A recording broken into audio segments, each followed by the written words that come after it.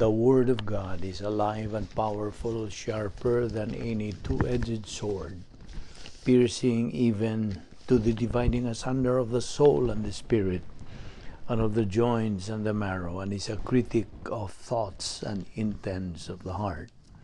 All Scripture is God-breathed and is profitable for doctrine, for reproof, for correction, for instruction in righteousness, that the man of God might be mature, thoroughly furnished unto all good works. Study to show thyself approved unto God, a workman that needeth not to be ashamed, rightly dividing the word of truth. So then, just as you receive Christ Jesus as Lord, continue to live your lives in Him, rooted and built up in Him, strengthened in the faith as you were taught, and overflowing with thankfulness. Always give yourselves fully to the work of the Lord, because you know that your labor in the Lord is not in vain. As we labor in the Lord faithfully, we wait patiently on the Lord, who makes things grow. The harvest truly is plenteous, but the laborers are few. Pray ye therefore the Lord of the harvest, that He will send forth laborers into His harvest. And let us not be weary in well-doing, for in due season we shall reap, if we faint not. Preach the word, be ready in season and out of season. Reprove, rebuke, exhort with great patience and instruction, for the time will come when they will not endure sound doctrine, but wanting to have their ears tickled, they will accumulate for themselves teachers in accordance to their own desires, and will turn away their ears from the truth, and will turn aside to myths. Blessed is the man who does not walk in the counsel of the wicked, or stand in the way of sinners, or sit in the seat of mockers. But his delight is in the law of the Lord, and on his law he meditates day and night. He is like a tree planted by the streams of water, which yields its fruit in season, and whose leaf does not wither. Whatever he does prospers. Not so the wicked. They are like chaff that the wind blows away. Therefore the wicked will not stand in the judgment, nor sinners in the assembly of the righteous. For the Lord watches over the way of the righteous, but the way of the wicked will perish. Sa dili pa kita magpadayon sa atong pagtuon sa pulong sa Diyos ng adlaw, gikinahanglan ang atong pagpangandam sa atong kaugalingon. So before we begin our Bible study, if you are a believer in the Lord Jesus Christ, when ikaw magtutuo kang Ginoong Jesucristo, be sure you have named your sins privately to God the Father. If we confess our sins, God is faithful and just to forgive us our sins and to cleanse us from all unrighteousness. You will then be in fellowship with God, filled with the Holy Spirit, and ready to learn Bible doctrine from the Word of God. God is Spirit, and those who worship Him must worship in the feeling of the Spirit and biblical truth. If you have never personally believed in the Lord Jesus Christ as your Savior, wa pa ka makadawat o nakatuo kaniya, then ang isyong imong giatubang dili ang imong pagkumpisal, kundili faith alone in Christ alone. Pagtuo lamang kang Kristo lamang. Kaya Juan 3:36 nagaingon man, he who believes in the Son has eternal life, but he who does not obey the command to believe in the Son shall not see life, but the wrath of God abides on him. Therefore, sa hilo mag-andam ta sa atong kaugalingon.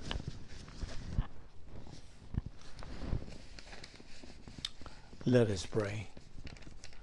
Amahan mo nga Diyos, nagapasalamat kami kanimo unas tanan sa imong pagdala kanamon ining dapita sa pagpadayon sa among pagtuon sa imong pulong. Salamat nga mo kaming lugwayan pa sa mong kinabuhi hangtod ning higayon na timailan nga ikaw napay plano sa among kinabuhi. Ipaklaro, ipatinaw ka namo kining maong plano ni mo Diyos samtang kami padayon sa pagpakaon sa mong kalag ning adlaw. Giyahi kami sa Espiritu Santo tangtang mga babag nga aniya sa mong pangunahuna aron kami makapunting lamang. We can concentrate on what you're going to teach us today. Kining tanan na mong ipasalamatan sa ngalan ni Ginoong Jesucristo. Amen. Maayong adlaw sa tanan o atong pasalamatan ng Diyos sa iyang padayon sa atong kinabuhi ang tunihigayuna. Askil kita og tingaling ubanan na ay mga balatian na buhi pa kita, nagaginawa pa kita, gumikan lamang kini sa kaluoy, gugma, kortesiya o grasya sa Dios. Okay. Padayon ta sa atong paghisgot nining atong topic, the dynamic spiritual life of believers, ang mabulokon, adventurous, sophisticated, unique nga espirituhanong kinabuhi sa mga magtotoo. Okay. Ang Diyos sa ato nang ginahisgutan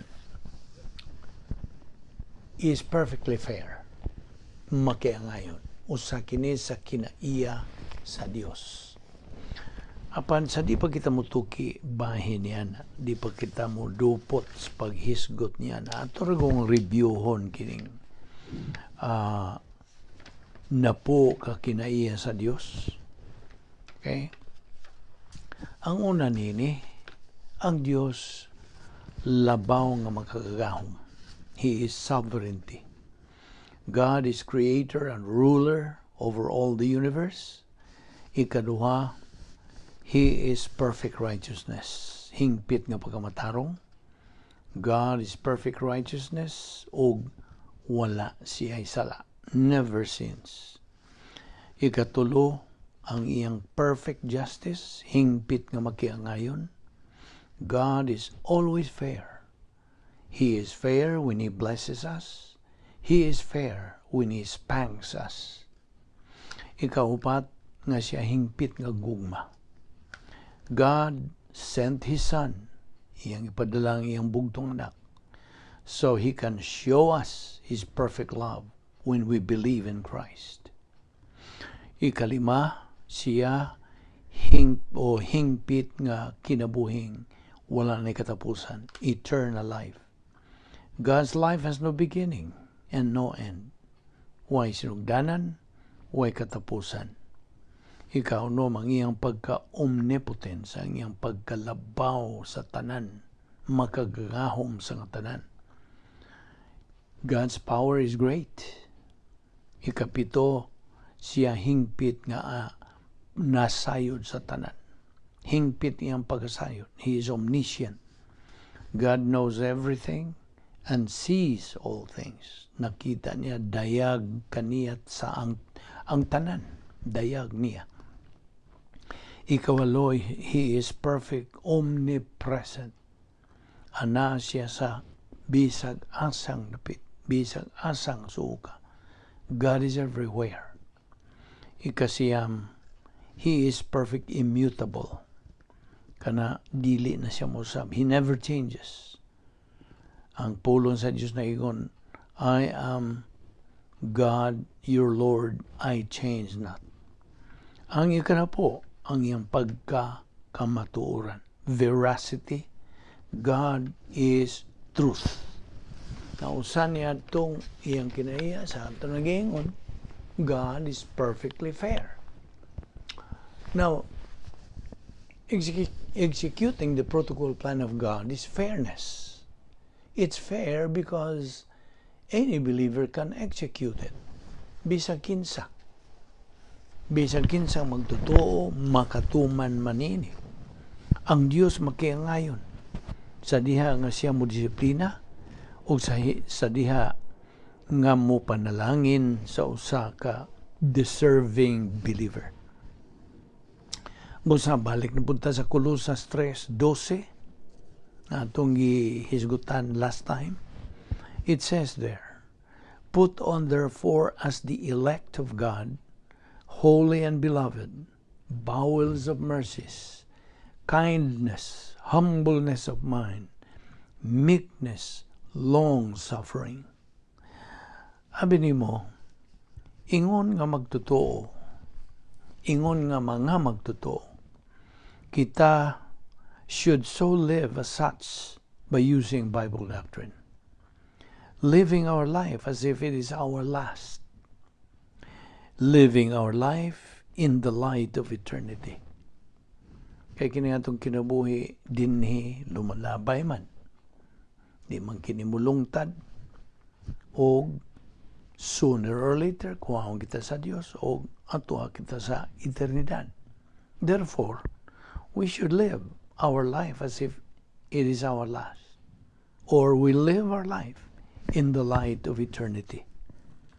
O diha sa Colosas 3:12 nga atong basa just a while ago, kanang elect diha, eklektos ang original nga Griego nga pulong nga nagkahulugan sa in English og chosen, elected, or election.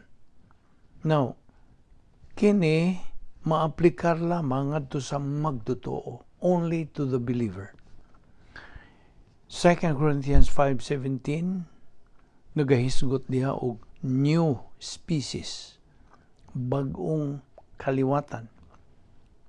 Og ang di ba itong gisgutan last time itong ning chosen, kining elected, tulo kini ka ingnon ta bahin. Okay? Ang una nini, ang mga Hudyo.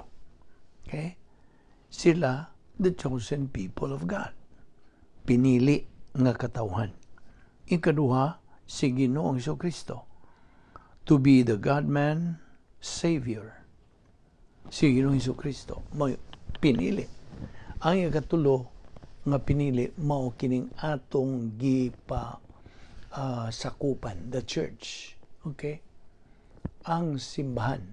Natawo ang simbahan, kanusa. Niadtong pagunsa sa Espiritu Santo o sa gitawag og Pentecost. Niadtong higayuna, natawo ang simbahan, tanang mga katawhan nga mutuo kang Ginoong Jesucristo, mahisakop ni ining maong simbahan. Under the protocol plan of God. Okay? Now, magtuta sa 1 Timoteo 2:3. Nagaingon kini, "For this is good and acceptable in the sight of God our Savior."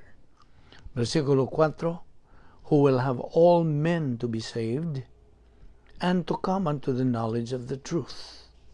So, ubos sa prinsipyo sa pagpili, election, God willed the best and the highest to those who will get saved. Yes. Maurag yun na ang iyang tinguha sa Dios. Ang kinanindutan, kinatasan, kinamayuhan. Mao ka na ang kabubutan sa Dios. The best and the highest to those who are saved. Okay? Now, the elected, tulo na po ni kabahin kini, okay? Una nini, are members of the royal family of God. Ikaw nga magtotoo, ikaw sakop ka na sa harianong panimalay sa Dios. Okay? Ang ikaduha, ikaw nga sakop sa harianong panimalay sa Dios, gisilyuhan ka na sa Espiritu Santo. Timbrihan ka na. O ka na nagpaila nga ikaw gipanagihan sa Dios. You are owned by God, possessed by God. Number 3, ikaw ana ay palaabuton nga escrow blessings o kini maong escrow blessings gideposito alang kanimo nga imo kining madawat. Madawat lang nimo kini sa diha nga ikaw makabot na, makatungtong na dito sa ang gitawag og capacity stage diha sa protocol nga plano sa Dios. Okay. Unsa may pasabot nining predestination? Predestination. Now, kining predestination, this is the provision of the sovereignty of God for you in eternity past for your execution aron ikaw makatuman sa pagtuman sa protocol nga plano sa Dios. Apan ang usa ka magtotoo is still free to use his volition, whether to avail of God's provision or not. You see? Ana kay hingpit nga kagawasan. Makapili ka pa. Okay? Makapili ka pa. O kitang mga magtotoo, by the way, kay naaman tayo kaugalingong kabubuton, volition. Either you want to grow spiritually or you may not. Option na nimo. Mo ni imong kapilian. See? Tingali ikaw dili buot nga magakabot sa imong espirituhanong paghamtong. You see? Naa kay kagawasan. In other words, you may want to get plugged into doctrine and eventually reach spiritual maturity, or ignore doctrine and get miserable because nakaabot ka tingali sa stages of reversionism. Numdong ka? Okay, na kay kagawasan sa pagpili. Apan nahibaw na po ka sa resulta. Sa imo ng pagpadayon sa pagtuon sa pulong sa Dios, unsa mga sources, okay? Diin man nga mga dapit ni mo katuni ang mga pulong sa Dios, then ikaw na sayod na sa mga resulta unya. Kung ikaw you get negative to the Word of God, to the study of the Word of God, hibaw ka kung sa resulta. Okay? You become miserable, confused, disorganized, illogical, you're divorced from reality, all of this. Ano may tabo nimo? Produkto ra kasi mong desisyon. Apan kung ikaw, you want to get plugged into doctrine, padayon ka sa pagkamasubayon, malawtayon, o makugihon, makanunayon sa pagtuon sa pulong sa Diyos, then the tendency is that you are going to reach spiritual maturity o naibaw ka kung sa resulta. You will have blessings, promotion, unsa man, success,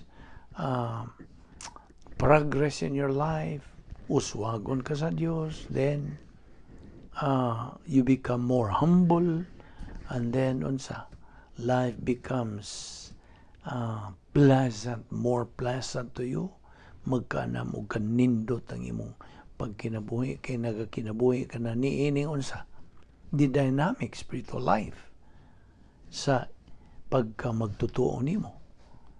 Now, inumdumi, kadtong stages of reversionism, I hope na silsil na nimo, o ang kining 8 stages ba, 8 ka mga ang una nini maunsa, as a review, reaction, distraction. Sunod, frantic search for happiness. Sunod, operation boomerang. Ang ikatulo, emotional revolt of the soul. Ikaapat, negative volition, locked in na kana. And then black out of the soul, and then scar tissue of the soul. Unya sunod, reverse process, reversionism. Now, talking about reversionism again, it maligns God in several ways.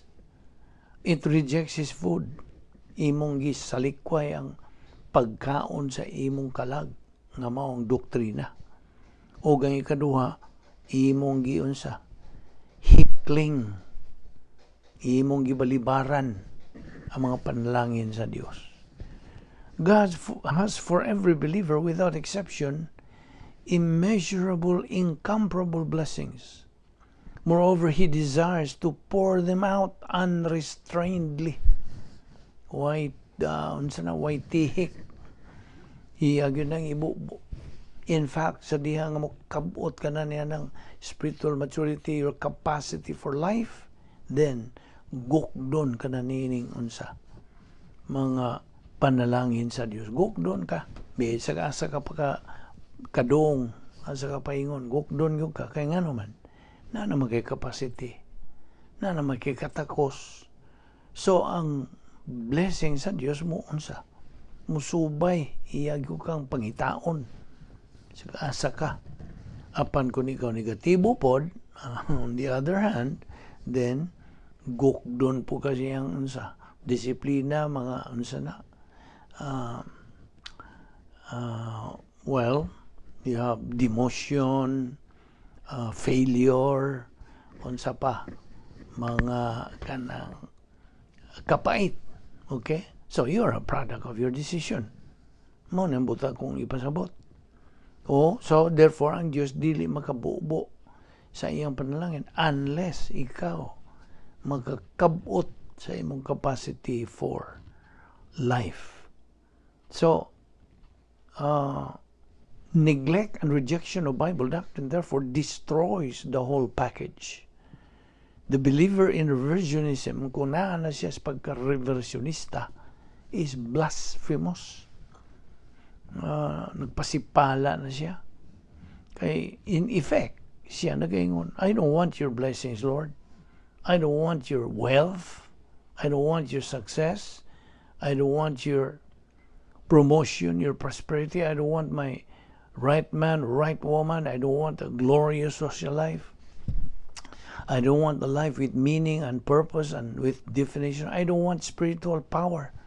Don't interfere me in my life. I'll do it my way. A miserable, a lousy way. Ikaw may nagaingon yan. In effect, you see, ka-reversionista ka naman. Actually, there are two ways that a believer could choose from. Na kay duha ka pilian. Paminaw nini, fellow believer. Kung karon ka pa makadungog nini, sabta pa kayo ni. Duhay imong kapilian.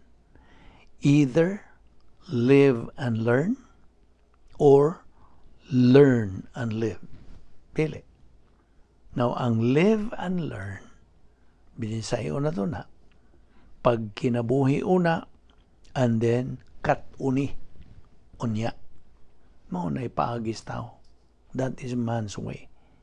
Or, kay either or mani, or tun-i una ni mo kinabuhiya. Mauna ipaagis sa Diyos. God's way. Of course, everyone wants to be happy, right? Ato maningit, pangutana po ni mo last time.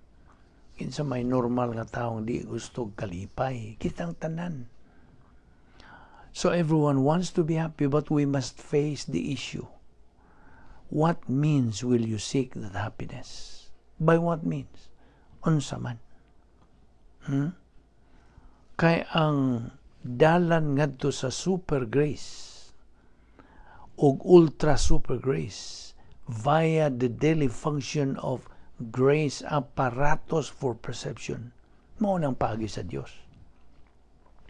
Apan ang dalan of reverse priorities, seeking happiness and success apart sa Bible doctrine is man's way.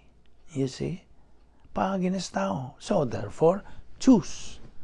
Use your volition. Tingnan mo na, every moment of our life, we are facing this issue. Volition. So, mao ka na. Nga. Ephesians, okay, adto ta si Ephesians 1, 4, and 5. Versikulo 4, according as He has chosen us on Him before the foundation of the world, that we should be holy and without blame before Him in love. Kanang love diha, elected, sanctified, or forgiving us all spiritual assets. Ang ikalima nga bersikulo, having predestinated us unto the adoption of children by Jesus Christ to Himself, according to the good pleasure of His will. Romans 12:2, balik ko na to. Mahinungdanon kayo kini nga mas silsil gayud sa imong limpatakan. Fellow believer, remember Romans 12:2. And be not conformed to this world, but be ye transformed by the renewing of your mind, that ye may prove what is that good and acceptable and perfect will of God. Now, kining sovereign will of God coexists, uban kini, kasabot kini sila, coexists with the free will of man. The believer who is a loser, ang usa ka magtutuo nga pildiro sa iyang kinabuhing Kristohanon, is a result of his decision from his volition to be a loser. Because of his being negative to Bible doctrine. Negatibo malagi siya. Way gana, way tinguha, way kainit, way gugma, way panahon. Okay? So, muna. Because of his being negative to the Bible doctrine. Kanang maong magtutuo made himself stupid, an idiot in life. You see, siya ragyo naghihimog. Ingon anang kahimtanga sa iyang kinabuhi. He's just a product of his own decision. Basta? Mauna.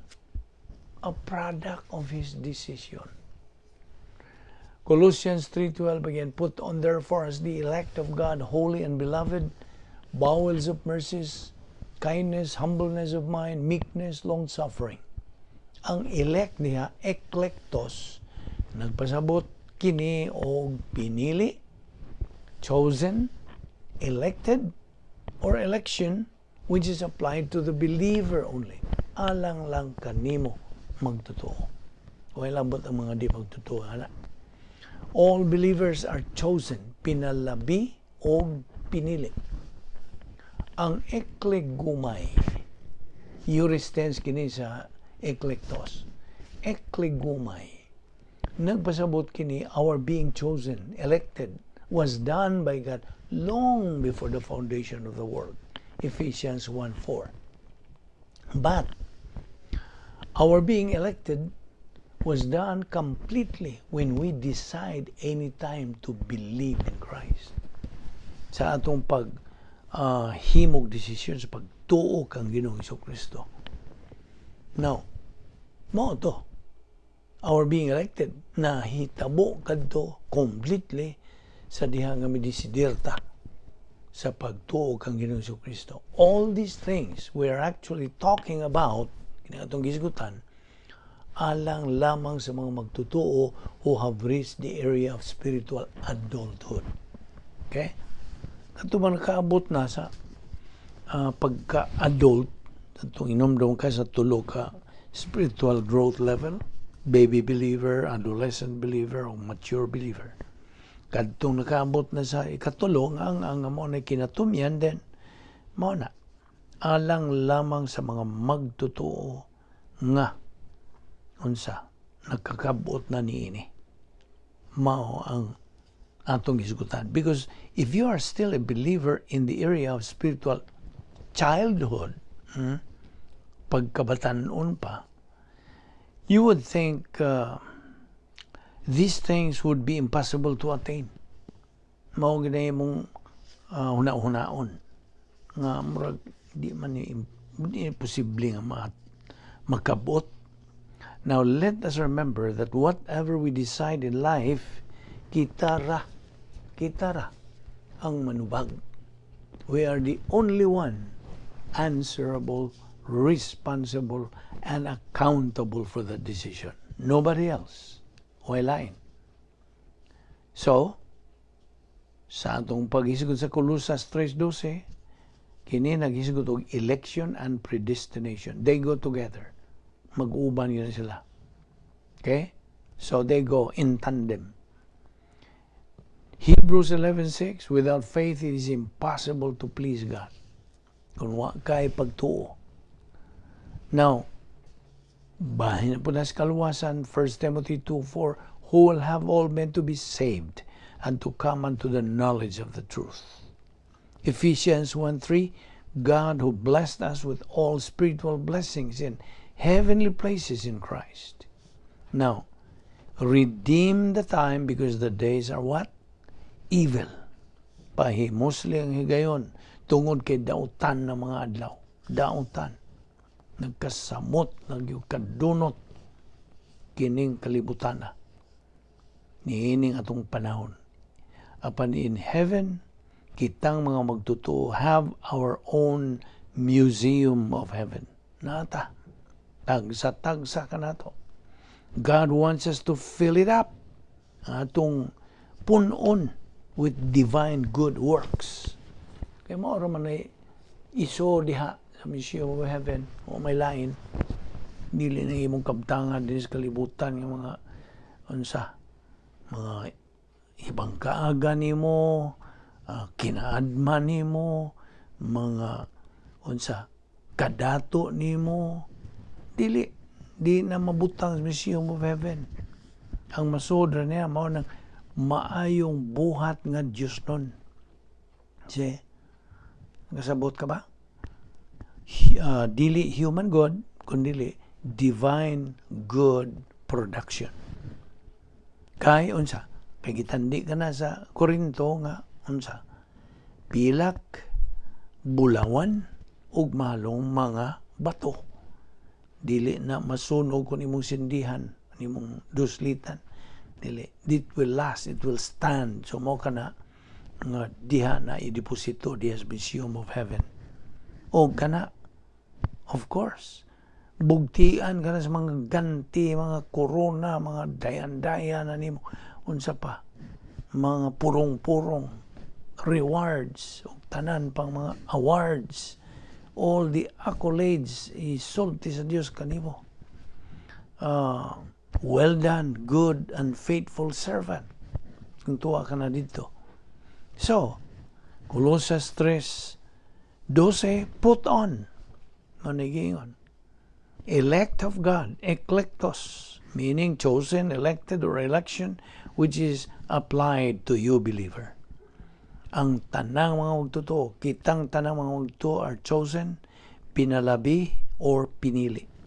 Predestination, dili ka na gimbutan. Kining predestination, dili ka na gimbutan. The provision of the sovereignty of God for you, believer, in eternity past, for your execution sa imong pagtuman sa protocol nga plano sa Dios. But again, ikaw magtutuo is still free to use your volition, whether to avail of God's provision or not. Nakapay kagawasan. Okay? Ephesians 1:11, in whom also we have obtained an inheritance, being predestinated according to the purpose of him who worketh all things after the counsel of his own will. Now, kining inheritance is part of our predestination. Bahin kini. Kining inheritance nga isgutan sa Episo 1:11. Now, diha sa 1 Pedro 1:4, it says, to an inheritance incorruptible and undefiled, and that fadeth not away, reserved in heaven for you. Verse 5, who are kept by the power of God through faith unto salvation, ready to be revealed in the last time. Now, kinahanglan hinumduman na to, nga kitang mga magtutuo, we are in this age of equal privileges and equal opportunities.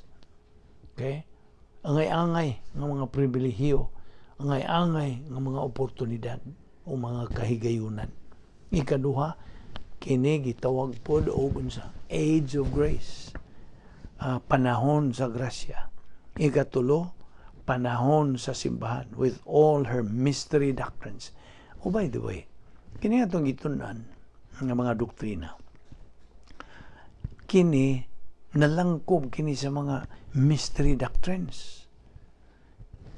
Mystery, sabot pa sabot. Kining word nga mystery, gikan as original nga Griego nga pulong mysterion. Mysterion. Ilalanggong gipulihan ng iyo diha og Y. sa in English. Mysterion ang original, ilan ang gi-transliterate ngadto sa unsa mystery. So kini atong panahon sa simbahan, mystery age. Oh, by the way, talking about election and predestination, akong balikod, kini alang lamang kanimo magtotoo. Kay God has already known in eternity past who would accept or reject salvation. Basta, nahibawan na sa Diyos.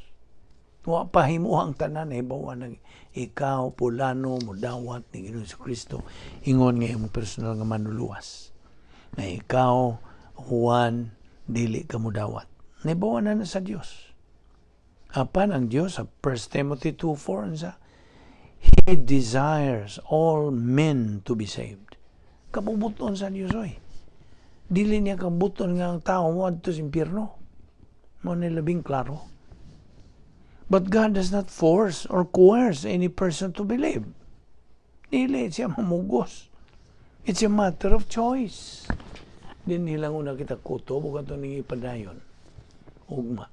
So, padayon lang kita, pagkamalahutayon, masubayon, o makugihon, matinudanon sa atong pagpadayon, sa pagtuon sa pulong sa Diyos, kay kini lamang ang pagi.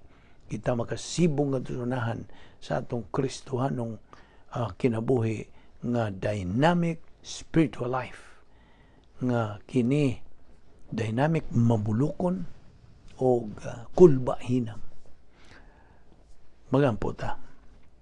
Amahan na mga Diyos, nagpasalamat kami kanimo sa imong grasya, nga imong gihatag kanamo, pinagi sa among kay gayunan sa pagtuon sa imong pulong.